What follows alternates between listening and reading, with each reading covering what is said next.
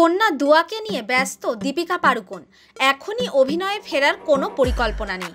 মা হিসেবে দুয়ার বেড়ে ওঠার সাক্ষী থাকতে চান আপাতত, তাই মাতৃত্বকালীন ছুটিতে রয়েছেন অভিনেত্রী। তবে পর্দায় মায়ের চরিত্রে অভিনয় করার সুযোগ ছাড়তে পারলেন না দীপিকা। এবার তিনি সুহানা খানের মা হয়ে উঠবেন পর্দায়।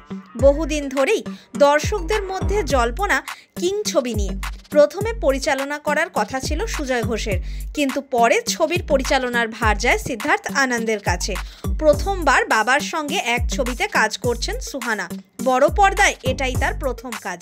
এবার শোনা যাচ্ছে একটি ক্যামিও চরিত্রে দেখা যাবে দীপিকা পাড়ুকোনকে। তিনি নাকি সুহানার মায়ের চরিত্রে অভিনয় করবেন। সেই চরিত্র আবার শাহরুখের প্রাক্তন প্রেমিকারও। ক্যামিও চরিত্র হলেও খুবই গুরুত্বপূর্ণ বলেই জানা যাচ্ছে। সিদ্ধার্থ আনন্দের ছবিতে সুযোগ পেয়ে তা আর ফেরাননি দীপিকা। প্রথম থেকেই শাহরুখ ও সিদ্ধার্থ এই চরিত্রের জন্য দীপিকাকেই ভেবেছিলেন বলে জানা যাচ্ছে। প্রথমে সুহানার বাবা ও মায়ের চরিত্রে অভিনয় করার কথা ছিল সৈফ আলী খান ও টাব্বুর। ছবিতে মূল খলনায়কের চরিত্রে দেখা যাবে অভিষেক বচ্চনকে। অভয় বর্মাকেও এই ছবিতে গুরুত্বপূর্ণ চরিত্রে দেখা যাবে বলে জানা যাচ্ছে।